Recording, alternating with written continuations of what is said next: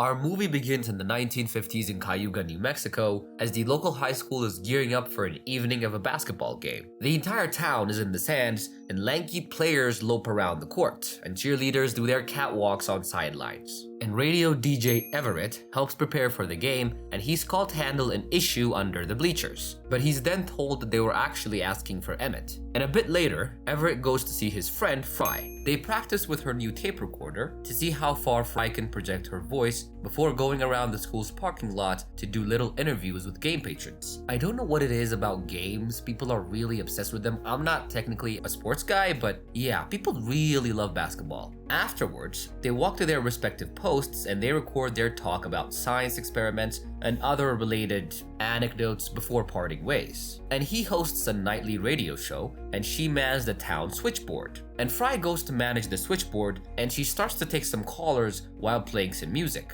And just as Everett starts to play his show, Fry hears this distorted, staticky noise over the radio. And she notices calls are cutting out, and a weird sound comes through the line, and this sound is something that Fry doesn't even recognize. She takes another caller, a woman screaming through the static about something weird going on in the outskirts of town, and she claims to see some kind of large figure over her land near the canyon. It's some kind of tornado thing, and the same sound frequency from earlier can be heard from her. And Fry couldn't hear the lady, and the call gets disconnected. And befuddled, Fry calls a couple of other people she knows to see if they also hear the sound, but she keeps getting disconnected from them. She then decides to call Everett in the middle of the show to ask for his help, and she plays the sound for him, but he doesn't know what it is either. He then comes up with this smart idea, and he plays the sound over his show to see if anybody might recognize it. And he promises his listeners an Elvis carpet for anyone willing to share information. And after a smoke break, Fry and Everett get a caller named Billy, and Everett broadcasts him live. And he recounts a story about his time in the military where he was taken by his superior officer to an unidentified location in the desert with other soldiers. And they were warned that telling anyone about this classified project would endanger America. But this dude is apparently saying it on a radio station. If you work for the government, just keep your mouth shut. I don't know. If you're supposed to keep things quiet, just keep things quiet. But this guy doesn't, and he and the other personnel apparently saw something massive in a hole they worked on, and they built this large underground bunker to house an enormous unknown object, but they knew little about what it was and what they were supposed to be doing technically. And as they were flying away and headed home from the facility, he heard the same unexplained signal on the plane's radio. And Billy eventually got sick, and he developed a lung condition that he believes was caused by his time in the desert. He learned that some of the other soldiers also got sick with something. He then explains how he learned of the other instances of the military burying similar cargo in secret locations where the same signal was being heard. And he explains that the sound appears to be some kind of communication signal, and sometimes transmitted higher than any man-made object could fly. And then Billy gets cut off air but can't get back on since he will not disclose his location to Everett. I mean, he won't tell him his location, but he'll tell him everything he was not supposed to tell him, and he said his name was Billy?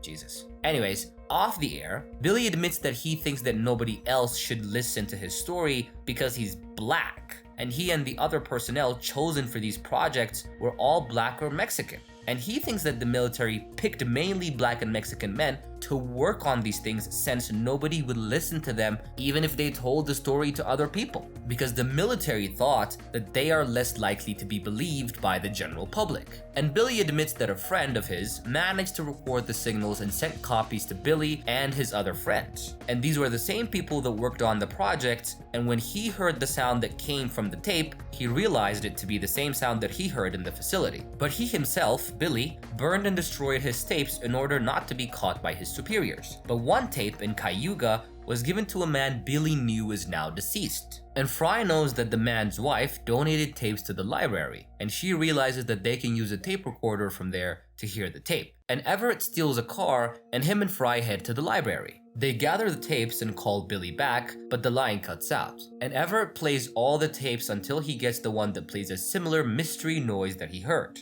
And he plays the sound over his show, but the radio station lights suddenly go out. And if you know that some sound caused somebody to be mysteriously sick, and it was some kind of mysterious sound that's probably evil, why would you broadcast it on the radio? Such a dumb move, come on. And Fry starts to freak out and rush back towards the switchboard until Everett drives her the rest of the way back. And she freaked out because the lights were going off and all of this stuff is so mysterious and scary. Yeah, it's pretty scary. And she finds a whole bunch of callers coming in about something in the sky. And Fry tells Everett that people are claiming to see something in the sky. And they meet Gerald and Betsy, who've been driving in pursuit of the same unidentified flying object. They get a call from a lady called Mabel Blanche, who says that she has a big story regarding what people are seeing. And Fry and Everett drive to Mabel's house where they find her reciting a message in an unknown language. And when Everett records their conversation, she recounts her past, including a son she had named Hollis, who apparently spoke a strange phrase she previously heard when he was just 10 months old. And Hollis disappeared when he was 4,